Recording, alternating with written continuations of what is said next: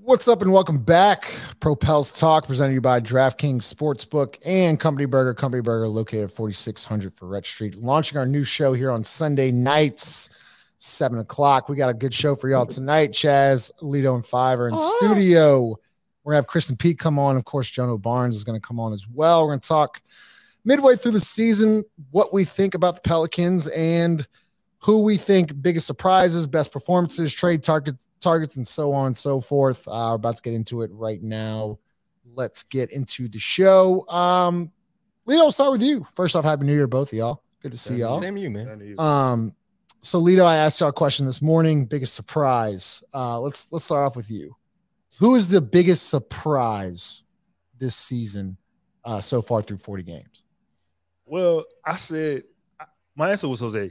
Because I took it as, Jose was a guy, I want to give all praises to my guy, Five, who showed me the light on Jose. I'm going to say that every time we talk about Jose, right? Like, I feel like Jose was a guy who came in and he kind of had like a gimmick, right? Like he had a gimmick. And coming into the season, I wanted to see, one, if teams caught on to it, and two, would he add anything else to it? And, from the time the season ended, him going to the national team, him coming back this season and like really being confident in his three. He's not shooting a great number from three, but just the fact that hell, you could go to that Nuggets game. You can go to like certain games this season where when he felt confident in it, he was making a shot. He was taking a shot. I think taking a shot is even more important than sometimes actually making it, because you got to be on the floor with BI and Zion. You got to be able to spread the floor, right? Jose has done really well at being a de facto point guard. He's done well when he's had to start at point guard. You know what I'm saying? So I would say Jose was my biggest surprise just because of those reasons. Not that I didn't think he could do it, but, just coming back into it, an undrafted guy, sometimes like being put in situations, guarding, the John Morants, the Chris Pauls, the whoever, and coming back into a second season when they have tape on you.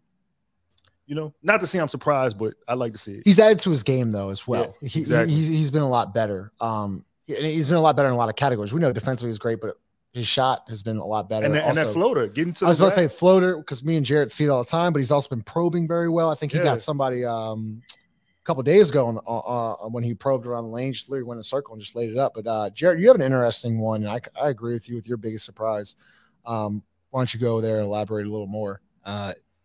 It's Larry Nance, man. Larry is smarter than I thought. I mean, that's kind of hard to say, but like he's smarter. He's bouncier than what we saw from previous years. Like he got his body under him. Seems like a good fit for the city. He's always giving back, but on the basketball court, like he knows what the other team wants to do, and it feels like this position for him coming off the bench for the Pels and being able to close games as well. He's a good rebounder. I mean, sometimes he gets size. If you go against what was the Nuggets? No, it was the Jazz, right? Jazz was probably the biggest game, right? Because they had multiple 7-footers. But other than that, man, like he doesn't really have that many holes in his game, right? He's been a better 3-point shooter as well. Great pocket, not to say passer, but catcher. He came on the pod. He came on the pod before the season started and said one of his most underrated skills was passing. Yeah, and he's shown that. Connective passer. Yeah, for sure. And he's shown that. He's shown the ability to do that and guard 1 through 5. Now, let me ask you this, Jared, because I love that answer. But over the last 2 weeks, he hasn't been himself. You can tell he's playing through some pain, whether it be shoulder. He got hit in the head a couple weeks ago. Do you think the Pelicans had to overuse him a little bit early on in the year, and you're starting to kind of see those effects, especially because JV wasn't really being effective early on in the year, and Larry got a lot of minutes. I mean, he was getting 28, 30 minutes, and we didn't really pencil him in for that. Do you think that's kind of had an effect with him over these last couple weeks? I'm sure. It's wear and tear, right? It's the seasonal wear and tear, and we're in the dog days of the NBA where you're going to see some injuries happen. Some guys are going to go down. I mean, Larry's a little older, right? And playing him, logging those minutes, those back-to-backs, and, him being one of the most consistent people on the team, he was closing games. When JV, was getting played off the court, Larry was taking those minutes. We were hoping that, those minutes actually went to Jackson a little bit kind of spread it out, but it just didn't happen. But Larry filled in the gap, and I think he was one of the reasons why we kind of stayed afloat. Yeah. No, that's a really good point. Chaz, let's get to you. You have also an interesting answer. Let you go. Biggest surprise this season for you? For me, it would have to be Trey Murphy. With all the excitement surrounding his sophomore season, I could not have anticipated him being this leaving so much to be desired this sophomore season. I think defensively, he's the 15th best defender on this roster. I think his lack of shot attempts and the context of which he shoots, he's not taking a ton of making a ton of contested jumpers. So that makes his height null and void. Doesn't have a post game, can't dribble, doesn't rebound, doesn't get to the line. He doesn't really do anything well. Now that I think about it, doesn't really do anything well. Okay, well, hold up here, because he does shoot the ball well. But let me get to your point, because you talk about, I think last game he had 5 shot attempts, especially with Zion and Brandon out. Do you want him to shoot more? Do you want him to hunt his shot more? What do you want to see from him, at least here in the second half? Because we've talked about that, right? Where we want Trey to shoot as much as possible. And what do you have? 5 shot attempts a couple nights ago. I agree with you there, because he's such a good shooter. We want him to shoot more. Yeah, I mean, I guess you could put it that way. Well, because he is a good shooter. I'll say this. Trey's a very stationary player, right? Even if he was taking a bunch of catch and shoot jumpers, that still wouldn't impress me. If he upped his shot attempts to 10 shots a game. That's why I say more so the context of which he shoots. He's not moving without the ball. He's not cutting. He's not diving. Even if he was having an off shooting night, he's not playing any defense. He's not rebounding. It's not necessarily excelling at anything. So his shot attempts, to me, if you're shooting a bunch of wide open catch and shoot jumpers, okay, cool. But no one's ever going to, with Zion and Brandon's on this team, no one's ever going to leave Zion to come contest your jumper. There's going to be 4 people guarding Zion no matter what, and you're going to have a wide open shot. But can you do that when Zion isn't on the floor? Can you make yourself available? Can you create any offense for yourself without being dependent upon the other guys getting so much attention? Because I believe Trey has a significantly high ceiling, and I'm just not seeing any progression so far. Jared, what are your thoughts on that? I mean, Chaz has a point, right?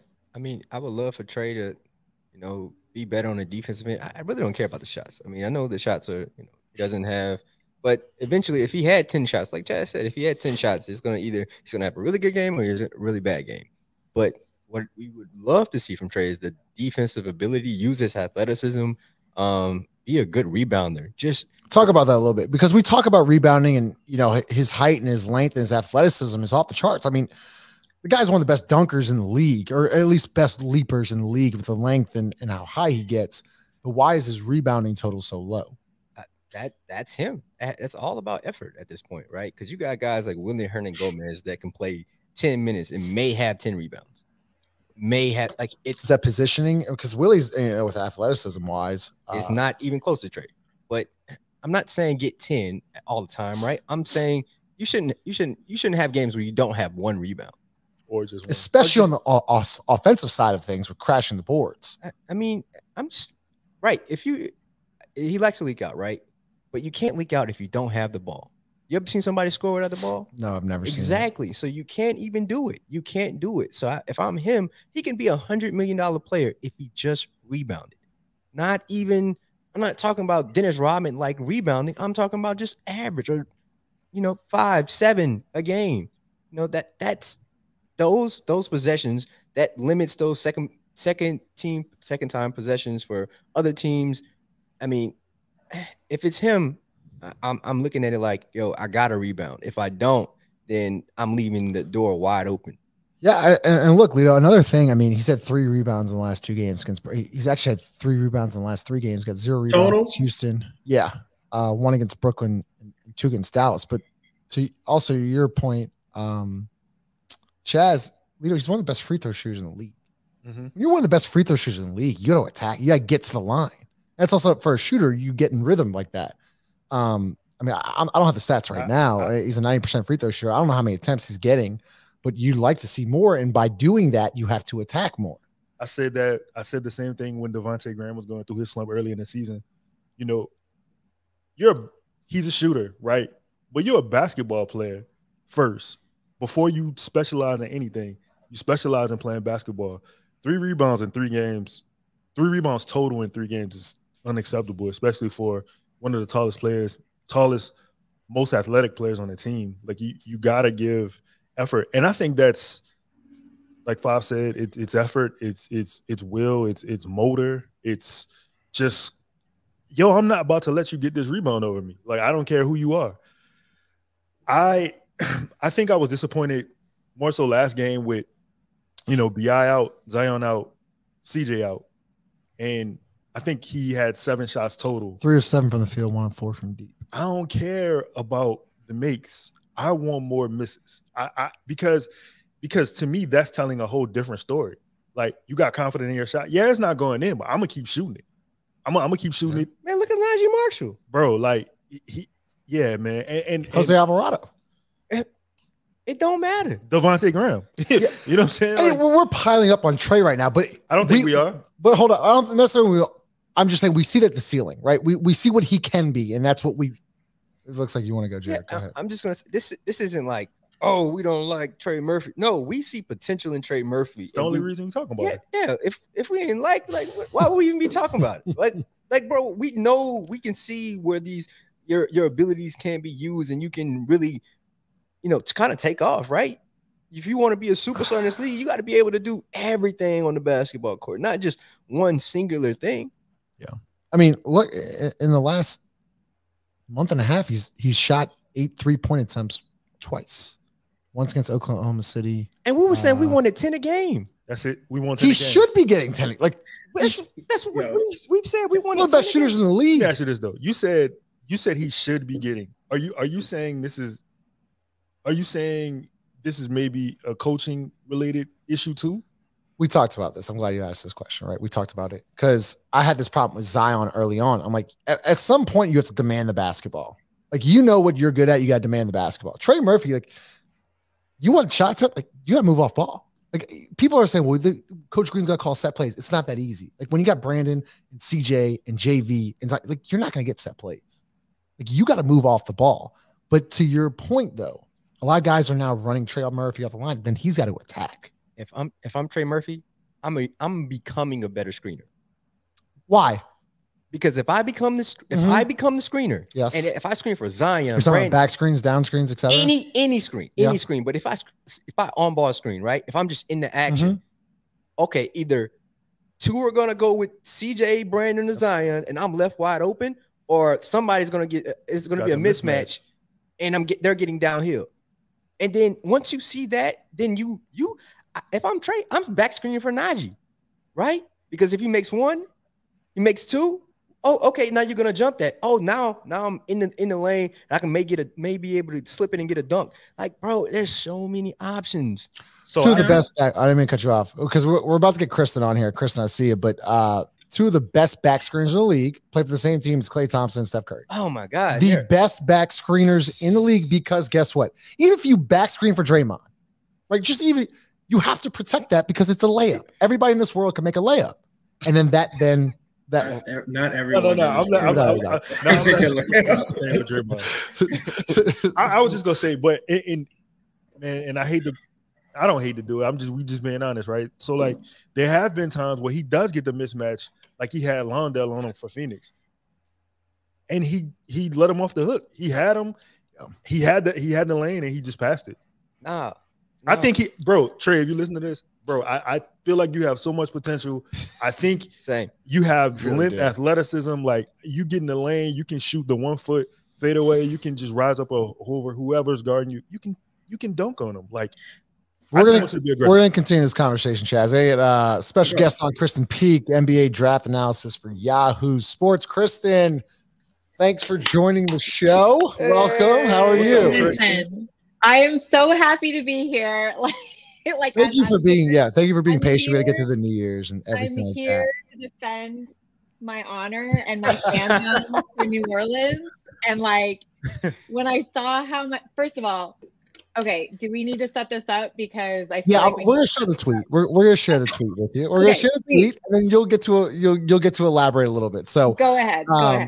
Krysten had she made our infamous list of the shit list, Pels 12 shit list, and she had actually was shocked that she had made the list. So we'll pull it up here real quick and see what she said. So that's exactly what I said. Yes, and I will. So that's exactly what you said. All right, so Krysten, I'm gonna just pitch it to you, give you a layup. Go ahead, the floor is yours.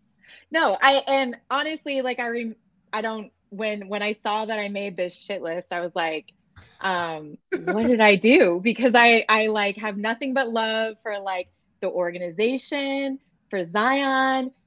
Me and CJ follow each other on social media. I've known BI forever. So like I was like, what did I do? And then when I saw people saying like, oh no, we never forget. And they saw, and I remembered I tweeted this. And I honestly think I tweeted that more out of frustration of the Donovan Mitchell situation in Utah than like anything. Like it was just like a small market dig that I didn't think would get any traction. And like, mind you, like I don't leave my mentions on Twitter. So like all of the Pelican fans that were hating on me when that tweet was initially sent, I never saw it because I'm just like, whatever. I bet you my mom saw it and she was probably like, why are all these people hating on my daughter? But I never saw it. So I just like tweeted it, forget, move on. Like, I just thought I was like tongue in cheek, whatever. I didn't really mean it seriously, but apparently everybody else took it seriously. And I'm sorry. I'm sure Zion is so happy in New Orleans. He never wants to leave. And I'm so sorry I ever said anything. And I'm looking at like, can I tell you, I have this like wall of fame in my office. And I was like, oh, here's me interviewing Zion 1, 2, 3 times. Here's me with BI. Like I'm looking at it. I'm like, I love New Orleans. Like, I don't even know why I said that. But I honestly, when I look at the date, I was like, this had to be out of frustration of like the Donovan Mitchell stuff in Utah. And I just said it just as like a tongue-in-cheek thing. Sorry. Krysten, you've been a really good sport about that. And so we're gonna make sure to clip that up. You guys are allowed to be mad. You are allowed to be mad at me. I take it all. I'm sorry. Maybe I should go and undo my mentions and I'll read all of your comments and I'll feel all the pain. I'm so sorry. So Krysten, you've been covering Zion since what? He was a sophomore in high school. Is that correct? Freshman. I mean, I sent you the picture. You're like, oh, is this where this came from? I'm like, what do you mean? This is my picture. Right. So it's what was it like seeing him, go through that and then just explode onto the scene? Because there's an interesting, I've read a couple of your articles. There's interesting. I didn't know this. We actually have a huge Duke fan. Jarrett is a huge Duke fan. I didn't know it came down between Duke and Kentucky, and Kentucky was surprised that he actually chose Duke. Did you see that? When covering him? No. And let me tell you why. Like when Zion was a senior, or and Duke had already had 3 of the top 10 players in the class. They had RJ Barrett, who at the time was the #1 player in the class. You had Cam Reddish, top 5 player, and Trey Jones, top 10, #1 point guard in the class. So you have that going into Zion's announcement. Stepdad Lee played at South Carolina. That was like the heavy favorite. Everyone was thinking like he's going to South Carolina. Because mind you, like Zion didn't his senior year decide to go to like a big school and finish, with all the roses. He stayed at his little private school playing against nobody in the middle of South Carolina, the middle of nowhere, like it didn't seem to faze him. So everyone thought it was either going to be South Carolina or Kentucky, because at the time, Devon Dotson was his best friend, and they thought that they were going to be, like the 1-2 punch, like, best buddies going to Kentucky. And also Kansas. I would have put Kentucky, South Carolina, Kansas, like way up, and then Duke, like, what is happening? And so when he committed, I remember watching his commitment live, and I was like, oh my God. Like, so then I'm texting John Shire and Jeff Capel, who were assistants at the time. I'm like, holy shit, did you guys know? And he's like, coach is losing his mother effing mind. Like nobody knew that he was gonna go to Duke until he announced it. And then like it was just this like monster class. I sat down with all 4 of them at the McDonald's game. Like it was just fun to hear everybody else's reaction to Zion committing to that class. Yeah. So Jarrett, being a big Duke fan, Zion going to Duke, it was electric. It was probably one of the greatest. He was must watch. What was that like as a Duke fan to see him, play at Duke and take over? I mean, when you think about it, like he wasn't really supposed to be the guy. It was supposed to be RJ Barrett. Like the team was supposed to, play around him. And I think when Zion got there, it was more like, no, I can play with these guys. No, I'm actually better than these guys. Like he became it. He was dunking on little kids in South Carolina in high school. Everybody knew that. But you wanted to see him play against competition every night. And I think that's probably why he went to Duke, because Coach K was going to give him that opportunity. It's the ACC, and then he was going to play in Madison Square Garden. There were so many opportunities for him to, glorify himself, right, or ingratiate himself in college lore. And he was box office. Everybody wanted to see Zion. So him going to Duke was big, but even bigger for himself. Can I tell you something? So remember Shoegate when he blew out his shoe and like was hurt for like a month, or I don't even know how long it was. So the first game back, I can't even remember who they were playing, but I said to myself, because ESPN was hyping it up so much, and I'm like, this is so annoying. And so I was like, all right, what I'm going to do tonight is I'm going to count how many times Jay Billis and whoever else was on, how many times they mentioned Zion Williamson in this first game back. Do you know how many times it was? They mentioned his name in a full game of basketball 68 times in one game. And I'm just like, oh my gosh, ESPN is just eating the Zion. Like they were on the Zion Williamson train. Like it was unbelievable. And then leading into the draft was insane. By the time I talked to him at draft night, he was so exhausted about just being the guy. He was just ready for it to be over. And I remember asking him, I was like, where is your shoe that you blew out draft night? And he looked at me and he's just like, it's just a shoe, people. Who cares? Like he was so annoyed with it. He was just so he's so ready to be done with everything about that 1 year at Duke, because he was way, way overhyped. Not overhyped, but way over popularized, I guess, that season. I mean, think about it. He's been very, very popular since he was 14, 15 years old. I mean, give or take. And I don't even think it was 14. I think it was his junior year. So what is that, 16, 17? Because even when he was, I want to say, like, I first saw him, it was at Adidas Nation. Sorry, so sorry to cut you off, but Adidas Nations the summer in between his sophomore and junior year, and he was like this close to catching these dunks that were just like insane. And we're like, all right, give it a year, he'll figure this out. And then next summer it was just like LaMelo versus Zion Williamson, which by the way was the craziest AAU game I've ever been to. Like the fire marshals shut everything down. They wouldn't let LeBron and Bronny in with his 6 friends. NBA guys, because it was the middle of summer league, were lining the court, sitting in front of the VIPs. So you have like, I don't even, who was sitting? It was like Kelly Oubre sitting on the floor in front of an executive at Adidas. Like it was the craziest AAU game I've ever been to. But yes, all that to say, like that summer in his junior year, before he hit his senior year, he hit like superstar status. Go ahead. Was there any point?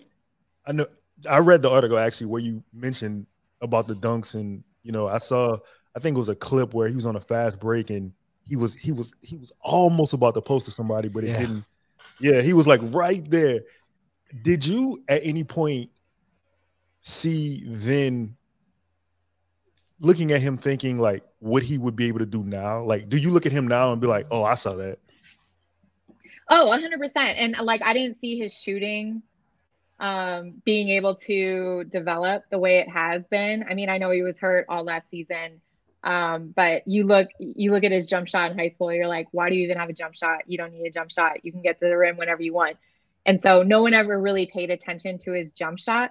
But then like I think it was his rookie season, he was shooting something ridiculous from three. Like you guys probably know is 30, I don't know, 36% from three, averaging whatever. Like I should have looked this up ahead of time, but he was, I mean, he's a better shooter than what I anticipated, but all the athleticism has been completely to par what we saw in high school. And he's just been able to like grow on that, you know, and I know people worry about he's heavy footed.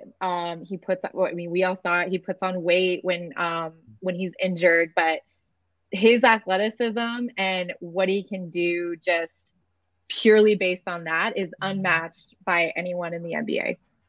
Yeah, and he's also developed a little like turnaround, like fadeaway, like 7 to 10 footer. He's hit it a couple times. Hit one on the baseline. Actually, hit one in the lane a couple nights ago. But Krysten, we can't thank you enough for joining the show. I'm so glad we got to connect. And I'm sorry for all the backlash. When you tweeted, like, what did I do wrong? We kind of I was like, what did I actually had to tweet somebody. I was like, what did she do wrong? And then someone sent me the tweet. And so I'm glad we got to clear it up. You're officially off the list. So, you know, we can all, you know, be happy and everyone go follow Krysten. She does some great work for Yahoo Sports and also Rivals as well. Krysten, if you're ever in New Orleans, make sure you come say hi to us. We'd love to catch up, chop it up, whatever you want, but you're always welcome on the show. So thank you so much for joining us tonight. No, thank you guys for having me. And for the record, New Orleans is one of my favorite cities in America. So Krysten, I would love to come. I've read your header on Twitter. You like to eat and travel. What do you get when you come to New Orleans? This is going to make or break your list. Oh my gosh, I've had the beignets. Beignets, there you go. Good save. Beignets. Okay. I've had some gumbo. Okay. I was there for Super Bowl, whatever year that was. Ravens 49ers? Yes, I was there. I used to cover tentpole events, so like Super Bowl, World Cup, Olympics. And it was incredible. So I was there for that Super Bowl. And when I tell you I had the best time, I found myself in Sean Payton's house at like 3 a.m. with like one of our NFL writers, my twin sister, and like 4 other people. And I'm like in his kitchen doing this is not like, I'm not trying to like flex at all, but I was doing my stupid human trick. You guys can Google this. I was on the Late Show with David Letterman for stupid human tricks. I was at 3 a.m. I'm like doing my can trick in Sean Payton's house. And it was like, and then my sister wakes up the next morning and she goes, can you send me that photo of you in Sean Payton's kitchen with Scott Fujita doing your can trick? And I'm like, this is crazy. She's like, that's a sentence I thought I would never say in my life. So all that to say, I love New Orleans. I would love to come see you guys and eat some more food, and it would be great. And Krysten, you're a legend. That's crazy. No, I'm gonna send you. Justin, you don't deserve that list. Justin, I'm gonna send you the clip. I'm gonna send you the clip. No, I'm gonna do it right now. I put it on YouTube. It's like. I already have this marked up to like put it out and promote it tomorrow. So I definitely do need the clip. That's going to help us out. So we can't thank you enough for joining us again, Krysten. So thank you so much. Thank you guys for having me. Go Pels. I appreciate you. Thanks, Krysten. So thank you.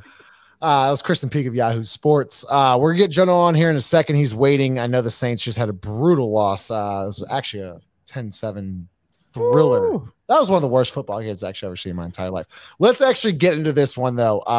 Chaz, we'll get back to you on. We'll go with you, Chaz, first. Best performance so far this year, individually. I'm interested to hear y'all's thoughts. Best performance so far this year. I'd say Zion in that Timberwolves victory. I thought Zion was incredible in that game. Yeah, I'd probably just go with that. Dropped 43 that night. Yeah, against Minnesota. Jarrett, you have one. I'm actually glad you brought this one up because this is what I'm gonna let you go ahead, but I thought this was his kind of like coming out party. Yeah, CJ McCollum 11 threes. And like it wasn't like 11 threes just because he's hot. No, like we needed every bucket. There were clutch threes. Like I didn't think he took a bad shot all night. Even when you think like they were kind of in drop, he was taking those. He was getting to the rack. It wasn't just the threes. It was the decisions that he was making. I think he had 5 assists that game. It just everything that CJ was doing made sense. And there was a timeout, I believe, for like 2 minutes left, and they put on the big screen that he had broke Peja Stojakovic's team record, and like the city like loved him at that point, like showed him a lot of love at that point, and it was cool to one be a part of it, but two actually see it. Yeah, he dropped 42, 5 assists. Great memory right there. He went 11 of 16 from deep. One of the best performances I've seen in a Pelicans uniform ever. Leo, you have the same answer as Chaz. I'm going to throw one at you because you haven't seen my answer yet. No. But my answer actually for the best performance of the year was actually Jonas Valanciunas against Milwaukee. He had 37 points and 18 rebounds. Ooh. And he hit 7 threes that night. I mean, listen, I thought you'd like that. I thought you liked that one. I'm surprised actually, because you are Jonas Valanciunas' attorney. I'm surprised you actually didn't choose that because you chose the Timberwolves one. I can't. That was a great game. I know we lost, but I thought individually that if we don't have JB, we lose probably by 30. I think I texted you that. Yeah, that was a tough night. I was definitely being his attorney that night. But anyways, so listen, that was a great game by JV, and I'm happy that we all can praise the big man from the. However, I was at the Timberwolves game when Zion scored 43. Were you with your mom? I was with my mom. Oh man. So I was sitting right there, and it was at one point where like the light went off, and I was like, oh no, this is real. Yeah. No, he about to do this. No, he really doing this. And like I was like, oh my God. I think I tweeted this. I said he can walk on water. You did tweet that. He can walk on water. And then as soon as I tweeted it, he anticipated the steal, got the dunk. Yeah. And I was like, nah, this is like seeing this in person, whatever. I don't know what Zion is, whatever he is. Yeah. Because there's no clarification for him as a basketball player. I don't know. You can't, people say Barkley, people say whoever, like, but it's like, it's just a different type of athleticism. Yeah, Barkley couldn't do that. No. I'm glad you brought that up because Jared, I thought, had the best seat to one of the best performances I actually got to see on TV was Zion against Phoenix. Yeah. When you weren't working. Yeah. I mean, that was special. That performance, I know that was some of I think it was Ross's best performance. That performance against Phoenix when he took over. I mean, you went about taking over a game. He took over. Yeah, man. I mean, if y'all have ever played NCAA, right? And maybe like, when they, had the game. My favorite game. And they had like the Heisman moment and your drums, like your controller started like doom. That's Zion, bro. Like once he gets in like in that mode, it's like ain't nothing stopping him. He can do whatever he wants. The play, I think I sent Justin a video, but there was a play where Jose set the screen back, like he saw it way before it happened. It's as if like, I'm gonna walk this thing up, boom, boom, boom, and now I'm taking off, and ain't nothing you can do about it because that was, I think Devin Booker was under the rim, and he just dunked it. I'm like, it's on the right wing. Yeah, it's on his weak side too. So his offhand, bro, like I think Zion finally gets to a point where like he sees the game totally different, and it's slowing down for him. So. Yeah, man. That was cool. Hope he gets healthy. Go ahead. And that game, that Timberwolves game, he dunked on Rudy with his right hand. With his right hand. He dunked on Rudy with his right hand. Yeah. And then he sent him to hell on a layup where he was face first, like a chalk outline with the police department. You tweeted that. Like, you want to see a dead body. Like, that was a good one. Zion might be one of the only players that forces you not to go eat at halftime. Because well, hold up. I want you to explain that because people leave at halftime and you miss about 4 minutes of that third quarter. And that's when the dunk happened, right? It's like you got to get back to your seat. Like you if you do, you might miss something that's going to be on ESPN. You're like, oh, I was at that game, but you didn't see it. He's box office. For sure. We're going to bring on Jono Barnes right now. Jono, you need first off, welcome. Oh, my gosh. Why are you sad? I mean, actually, you know, we need to get into that. What's that behind you? What's that sign behind you? What that say? I want to give a disclaimer before we do anything, guys. I'm in a bad mood. I'm in a very, very bad mood. And I was kind of calming down. It's been about 4 hours since that piece of crap game I watched today. I came on just long enough to see Justin apologize to Krysten. You guys have gone soft. Justin, I'm not that surprised at. Lito, you've gone soft. Fine. Wow, Lito got a You call. guys have gone soft. I'm going to be honest. I don't know much about Cheddar. I've seen him every now and then, but I can say this. This was a season derailing podcast. I don't care about any goddamn Sean Payne story she told y'all. I don't care if she says, oh, I love New Orleans, I love it. I don't care. Come on, man. Y'all know the shit more than the game. There's list. That list that you guys have created this past year, 2 years, nobody gets off the list that easy. I don't care what. No, an apology needs to be as loud as the disrespect was. I didn't hear the old interview yet. I'm gonna watch it tomorrow. But you guys are getting soft. Wow. You're in a bad mood. You guys already got my blood boiling. So let's go about this interview amicably. Let's move forward amicably. Jono, can you clear something actually up for us? Did your car actually get busted today or no? I'll leave it to the people to That's unbelievable, let man. their imagination goes where it wants to go. Does a magician never give out his tricks? Okay. You at the Dolphin Wide Swims? I feel you. See where you at? No, folks, no. My car did not get broken into, and let me tell y'all that is a. I mean, I thought it was an obvious joke, but it kind of shows you how easy it is to spread stuff on Twitter. But I'm not going to admit it on Twitter. If people want to watch this episode and see that it was fake, they're more than happy to. I'll give y'all that exclusive. But I'm not. I mean, like, if you're dumb enough to see the punchline that I did and still believe that was actually serious, then it just goes to show how Twitter can be sometimes. Yeah, 5 called you out, so he 5 actually nailed that one on the head.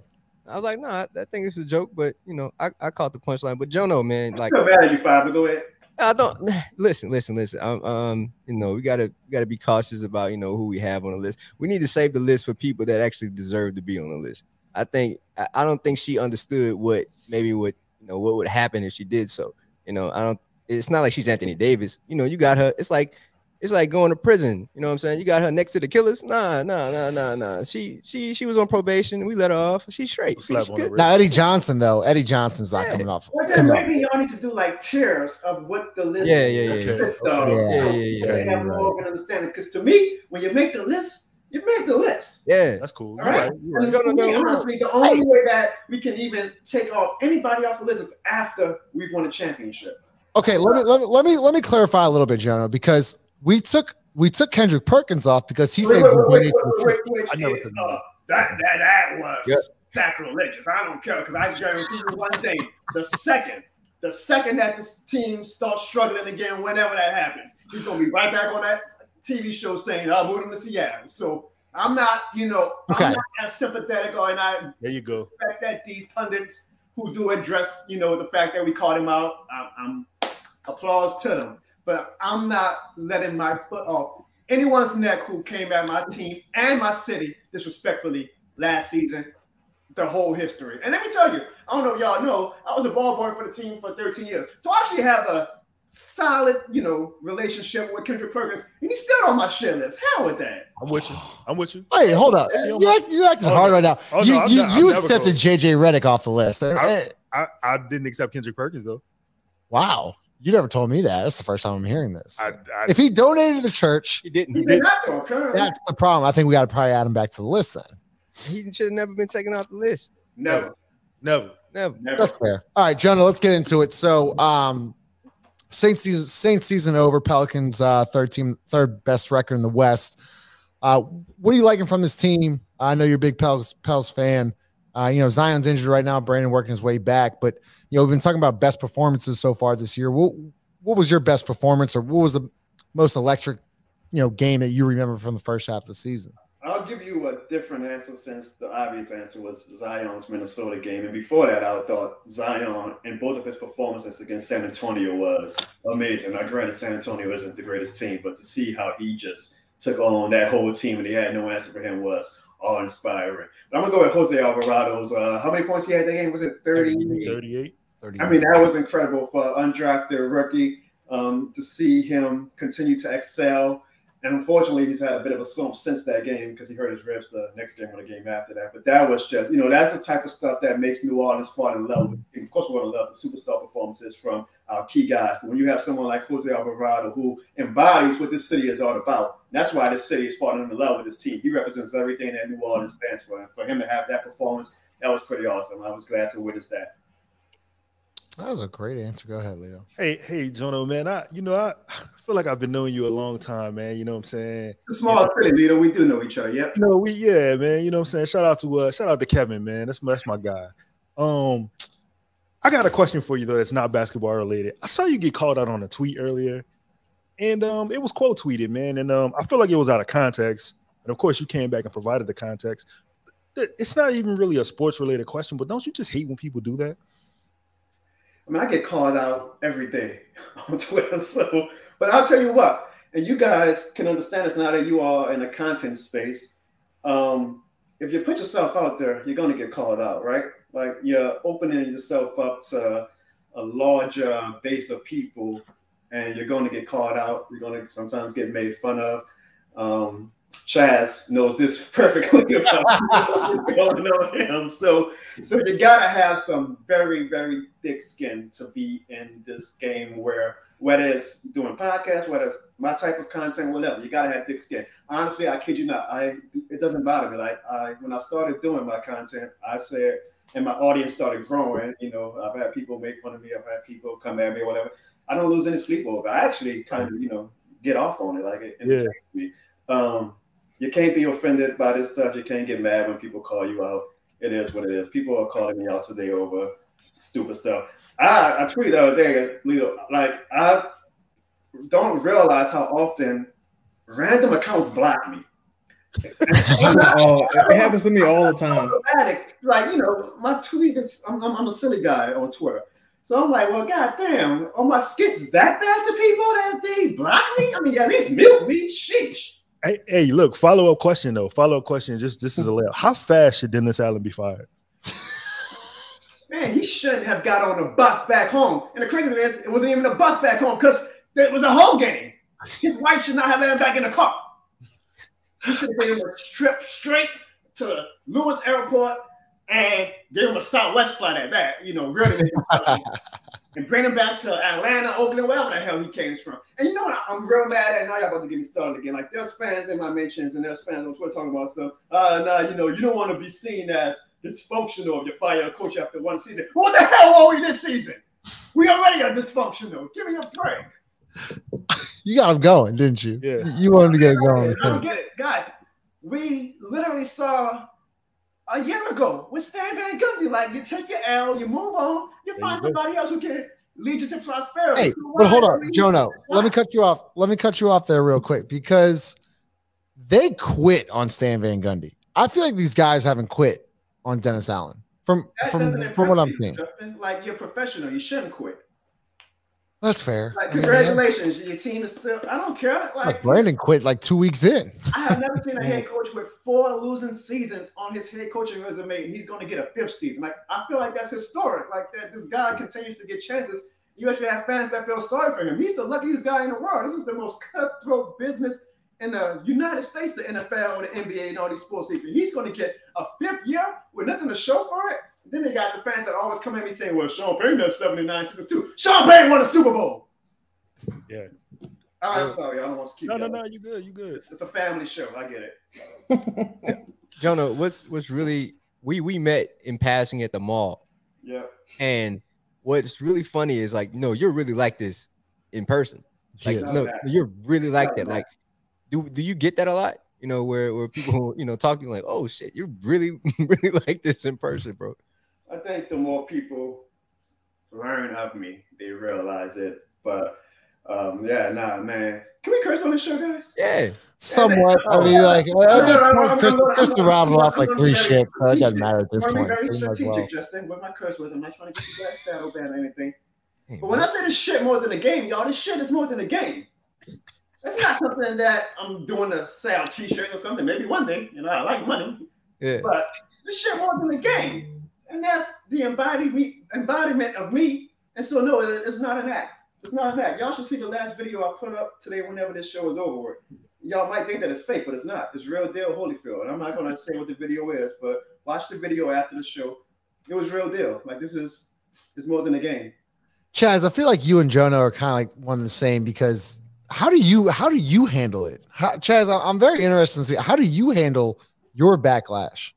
Well, to be totally transparent, I tend to think very little of people in general.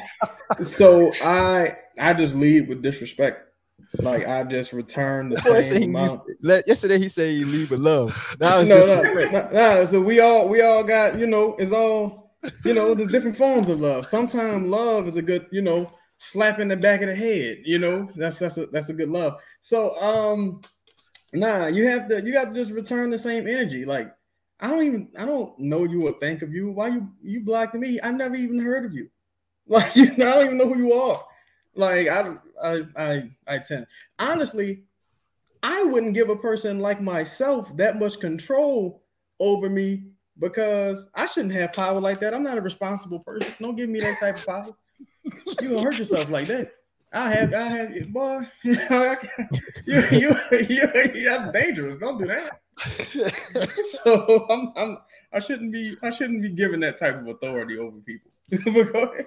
That's too good. Presented to you by Company Burger, located at 4600 Ferret Street. Jonah, last thing before I let you go. As you mentioned, you said you worked with Pelicans for the last 13 years. Is that right? Yes, sir. Is this the most exciting time in Hornets Pelicans franchise history? Well, first, Justin, I want to say you're a very loyal person because going back to Chaz's point, I mean, every time, it's like every 3 months, he just says a take that gets Pelicans Twitter wild. And I always see like 2 or 3 people saying, how can Buku Media employ his that's loyalty. Chaz, that's a very, very loyal person. That's my guy, bro. I love Chaz. That's my guy. And like Chaz, it's Twitter. It's Twitter, like Chaz. Yeah, you don't take that serious. Energy. I don't reciprocate the energy. What I do is I'm very, very good at self-depreciating humor. So like, and I know there's people who say they're right, like I don't see why this Jono guy has so much of a platform of followers. His stuff isn't that funny. And I'll say, yeah, you know what? I don't. My wife agrees. My stuff isn't that funny. Like I'm good at self-depreciating humor. That stuff rolls off my back. Justin, I would say 2007 is going to be tough to beat. That was a pretty special season that I'm still. Gennaro Pargo. I do think that this season has potential to be it. Losing B.I. and Ingram really we hit a wall with it. The excitement factor of it. I think that I'm not saying that the season's about to go off the rails, but I don't think it's been there. Yeah, word to Chad. I don't think we're going to be like fighting out for the 1 or 2 seed, not even maybe the 3. I do think we're going to still be a top 6 team, but when you lose your 2 best players, and at this point, Lord knows when B.I. is going to come back. They keep saying he might come back this week and that week, and then every week after it's like, the next week he's coming back. You lose a bit of the momentum, which is horrible time, and given that the Saints season is finally over, that this was the out of time for the team to really show them, the whole city, including the general fans, what they're made of.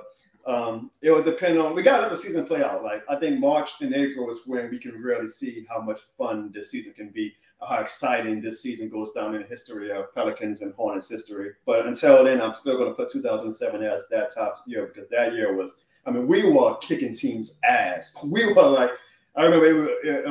After February, it would always be like a theme of like the game would be close by halftime, and then third quarter, CP3, Tyson, and D West would just take over, and then go into the fourth quarter, we'd be up by like 20, 25 points. And it was like consistently, like every game, we were just whooping teams' butt. And I was convinced we were going to the Dawn Championship until the Lakers traded for Paul Gasol. But I do think it has potential, but we have to let it play out. I do think that this next stretch of years, God willing, if Zion and BI stay healthy, is going to be really fun. Though, like I genuinely, not even as just probably as a fan, I do think we're going to win the championship in 3 or 4 years. If those two, well, mainly honestly, Zion. If Zion stays healthy, I think we're going to win the championship in 3 or 4 years. Well, John, I can't thank you. First off, thanks for we finally found some time for you to come on the show. So, I want to be a regular. No, dude, you're trust me, we're launching this new Sunday night show, so you're more than welcome to come on. I want to be in the studio. Come on, I'm so surprised you guys apologize to people like Krysten. I could be like, hell with all that. If you don't know, Jono Barnes does great work. You can follow him on Twitter at Jono Barnes and also on his YouTube page as well, in which I'll put the link in the comments. But Jono, love the work you do. Very appreciative of your time, and thanks for coming on. Justin, Lito, 5, Chaz. You guys be safe. I'm still mad at y'all, but I like y'all enough that I'm willing to turn the other cheek, okay?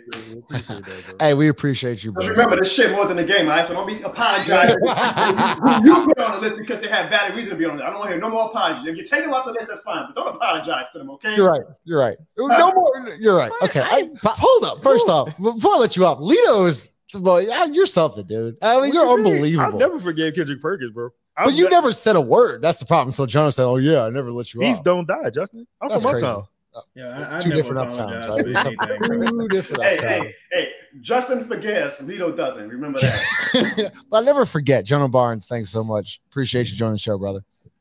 All right, let's get into the last segment of the show, presented to you by DraftKings, the official sports betting partner of Boo Crew Media. We're going to start with Chaz because I think this is a very legit topic here. Chaz, trade targets coming here in the next couple of weeks. We're gonna go Chaz, we'll go 5, then we'll go Lito. Who would you like to see? Because you've been pretty adamant, you've been very vocal in the trade market. Who do you want the Pelicans and David Griffin, the front office, to target here in the next couple of weeks? Well, I'm gonna have to just keep it real here. I'm gonna steal Ross's answer. I would like to see us target Shai Gilgeous-Alexander for a couple of reasons. One, I have my concerns about adding another ball-dominant player to the floor with Brandon, Zion, and CJ. But I really think my concerns were overstated because they never play anyway. So it wouldn't matter if you added another ball-dominant player to this team. I think you should go after Shai. I think you get rid of all those first-round picks. You don't know how to use them anyway. And go get you a guy who's playing MVP ball right now, has most of the games, Shai has missed, have been, they were tanking. Shai's a really healthy guy, 3-level scorer. This is an incredible player, threat for a triple-double almost every night. Go get you a actual guy, you know what I'm saying? Somebody who's had some levels of I guess you could say success, because before Shai gets injured, his team is always in the playoff hunt, and then he mysteriously gets injured. So I think that's the guy. Go get you a number 2, 1 option type guy. Chaz, so I'm gonna in the graphic that we're gonna post out here, which you'll already listen to the show, but you have Gary Trent Jr., who I also think is an interesting piece. Why would SGA is obviously a home run hit. Why would you want Gary Trent on this roster as well? Well, the reason I would target a guy like Gary Trent, I think what you see now, specifically, again, with your first-round picks, the reason Najee gets as many opportunities as he does, because he's one of the only people, him and my guy Jose, those are the only guys who can create for themselves. They're the only guys who can get into the teeth of the defense. You got a guy like Gary Trent, who's another 3-level scorer. The only hesitation with me, as it pertains to Gary Trent Jr. is he's also a really good defender. Is that he is a free agent this upcoming season. So you're gonna have to break out the bank, to get him back here. And I do worry about some redundancy with him and CJ. But ultimately, look, you need as many available guys on this team, guys who are consistently available, who have a history of being available. And I think if Gary Trent is an option, he should be kind of cheap to get. He's probably one of the more available guys on that Toronto roster from what I've gathered. And I think he'd be a great option. Good answer. 5. I think y'all both have really interesting answers. We'll start with 5 then Lito. 5, you have someone listed in which he was allegedly part of the Anthony Davis trade. Why don't you elaborate a little bit on that? Kyle Kuzma. You know why? Because Kyle Kuzma can stretch the floor, and he's a really good rebounder. I mean, really good rebounder. Like, he's had games where he's had 18 rebounds, you know, and he's playing really well for the Washington Wizards, but I don't think they're going anywhere. I'd have to look at his contract and see. I'm pulling that up right now. Because I didn't do that research because I didn't care. I think, although, you know, there might be some kind of beef between him and Brandon Ingram, right? But if we had somebody like a Kyle Kuzma type, can I cut you off real quick? Go ahead. 13 million this year, and then unrestricted free agent 2024. So yeah, I guess similar to rental. Yeah. So, but again, with a guy like Kyle Kuzma, I think he kind of shores up some things. It would be somewhat similar to the Bojan in a sense, right? Just to have another knockdown shooter, somebody you can run some plays for and not worry about him on the defensive end, and he gets bored. So he's somewhat athletic, good screener, understands basketball, played alongside LeBron and played really well. So you have him on side of Zion when he comes back. I think that kind of raises your floor a little bit.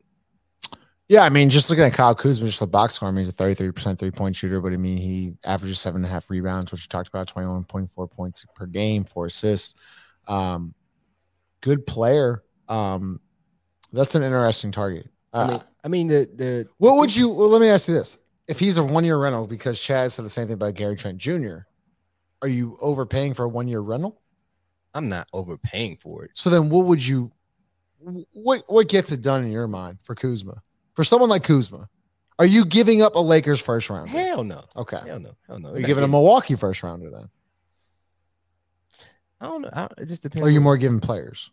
Probably players in a sense. Go ahead. Right. That I'm not going to say who, but you know, if we were to, you know, make space for that, I think we could. I think we have the cachet too, because we got some guys that are expiring too, right? That we kind of need to move, and I think Kyle could actually fill that void at being, because you're trying to maximize on the opportunity that you currently have, right? The window is here. The window is right now, and you need to do that ASAP. That's fair. Lito, you have an interesting answer. You've liked this guy for a long time, and I actually like him too. Yeah, man. I have wanted us to be a part of Kevin Huerter sweepstakes since I want us to draft him, to be honest. I just give y'all just make this real quick. In his last 10 games, 17.7 points, shooting 43% from 3, 85% free throw shooter, 51% field goal percentage. But if we dig a little bit deeper into the numbers, right? Effective field goal percentage, he's shooting 61%. He's shooting 58% from twos, and he's shooting 41% from threes. You got a guy, Kevin Huerter, who is 6'7", 24 years old, right? He can not only create shots for himself, he can create shots for others. You know what I'm saying? He's a decent defender. He's not going to be Herb Jones, but he's a body. He knows how to move his feet. And most importantly, for who we need and what we have, he can stretch the floor. Yeah. So I think, like, you get a player like that coming off the bench with what we have, man, that's the question is. I don't know if he's available. Right. He's on a Kings team that's probably in a playoff push. You have to overpay for him. But a guy like Kyle Kuzma, a guy like Gary Trent, but like if you wanted to go make a splash, go get a Kevin Huerter, right? What would you give up? It's not, and that's not even, to me, that's not even a big splash. That's it's not a big splash, but it's a guy. It's like, right. So you have to go get. I mean, he's been very productive for the Kings.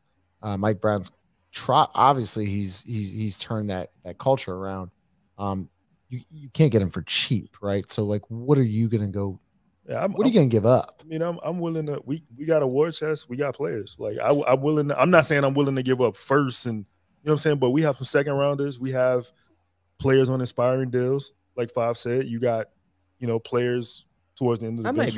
I might look at that Milwaukee joint for him. I mean, I look at that Milwaukee joint for him. He makes. I mean, so do it, bro. You can only play 15 players. Lito, he can only play 5 players actually. So Lito, he makes 14 this year, 15, 16, and 17, 25, 26. So he's signed through 2026. Beautiful. Let's do it. No, because I'm ready. I'm gonna close up. I'm gonna close up the show with this question. I'm gonna start with Chaz because Chaz has been on this. I think you've actually mentioned this too, Jared. That Lakers first round pick this year. I think we all agree now. It might be time. It might be time to cash. You're not getting Wembanyama. Did I pronounce that right? Yeah, good enough. Did I pronounce that right? Wembanyama. We ain't gonna get him, so it don't matter what his name is. There you go. Chaz, is it time? Is it time to move on? I really wish you didn't tell me Kevin Huerter's contract, because I forgot he was locked in for that long. Look, is it time? Yeah, but it been time for a minute, bro. It been time for a minute. You can't keep wasting assets. You can't keep letting these assets depreciate. Soon as they turn into these, catch myself. Soon as they turn into some of these players, they're worthless. Like, you know what I'm saying? You know, they're worthless. So yes, it's time. It's time to make something happen, because like how many projects are you going to have on one team? You can't develop everyone. Move the picks, man. Just move them, man. Get rid of them. Just get rid of them, bro. Let's get rid of the picks, bro. I mean, you can't really disagree with that. Like, I don't disagree with it. You know, picks are valuable. All right, hold up, Five, because I want to present this to you, and we're going overboard. I don't care anymore, because off that Lakers pick, you've gotten Brandon Ingram, and then you turn Josh Hart and C.J. McCollum, and we go down the list. And you got Herb Jones, Dyson Daniels, etc. At what point, though, do you stop caring about picks? Because if we're talking about windows, right now you're in the window for the next 4 or 5 years. You don't need another first round pick. Lita, you look pretty like you're ready to roll. Like, you don't, for the next 4 or 5 years, you're not going to use your first round pick, and it's not going to be a productive pick. Justin, so when do you make a move? Justin, there's a quote from a general manager for a professional football team who won the Super Bowl, and he wore a shirt that said "F them picks." Yo, get off it.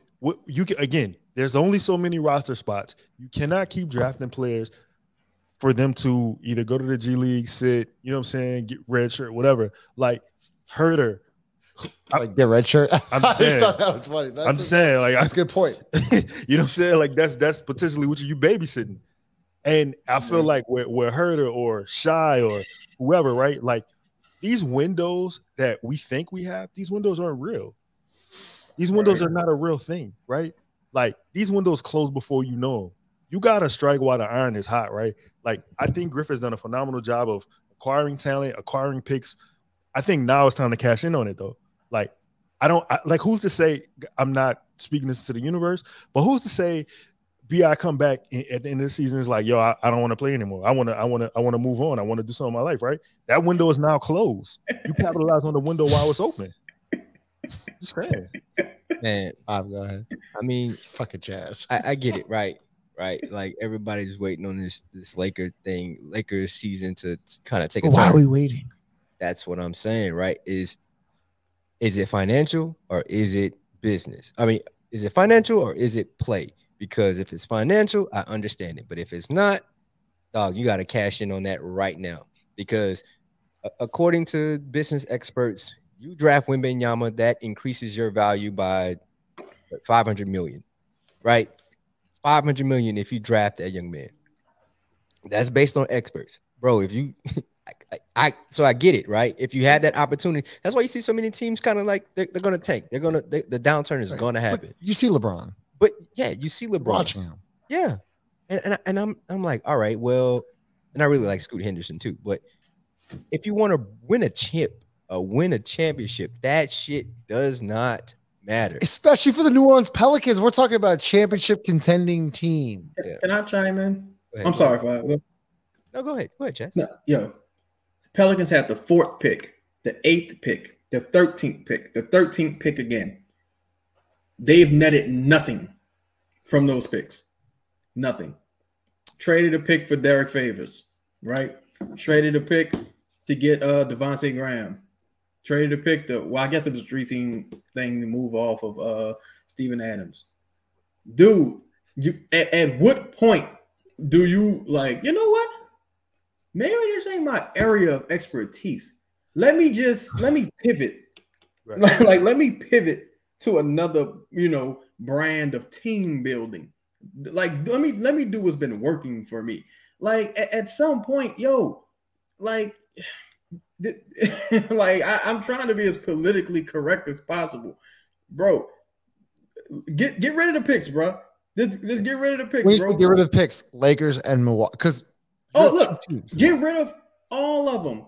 Get rid of all of them. Because Giannis came out with that weird comment maybe before the season. He was like, I can see myself playing for another team, right? And we have the picks in 2020, 2029. Go ahead. So like my thing is I totally understand Chaz. And I agree with him because like you need players. You need actual people right now. Not somebody you got to teach the NBA game to, not somebody that has to catch up to the speed, not somebody that has to get bigger or somebody like Wembanyama that, he might bring a great financial gain to your team, but also 5 years away. 5 years, he might have foot problems like your man in OKC. Like who's the man? Who's the man you're talking about? Who's I can't you're putting up the mic. Yeah, like, Chet Holmgren, what you're talking about. Yeah, so like unicorn. These things can happen to like you need people that can play right now and can play well right now that fits the mold of your team. Like I get it. I do. I understand. You got these scouts out here looking at these cats for 9-10 years almost, it seems like. And then you're going the pick that they've been looking at, you're gonna trade it away. And god damn it, you just gotta do it.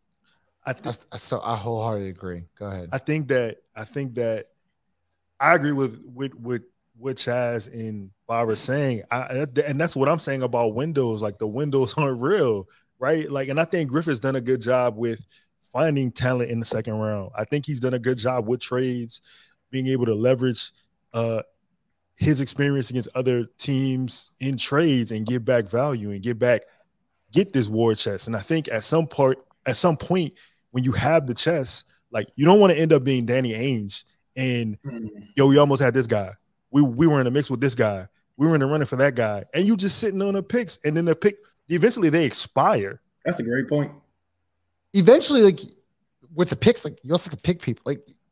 Like you have to draft somebody with that draft pick. Like I'm ready. I keep saying this, I've had multiple conversations, but can y'all remember a time when the West was this weak or this gettable? That's my I'm not saying weak, but gettable. Because if I asked you this, Jarrett, if I was like, what team really scares you in a 7-game series? Everyone would be like, if we asked this to other people, they'd be like, I probably don't want to see the Pelicans in a 7-game series. I probably don't.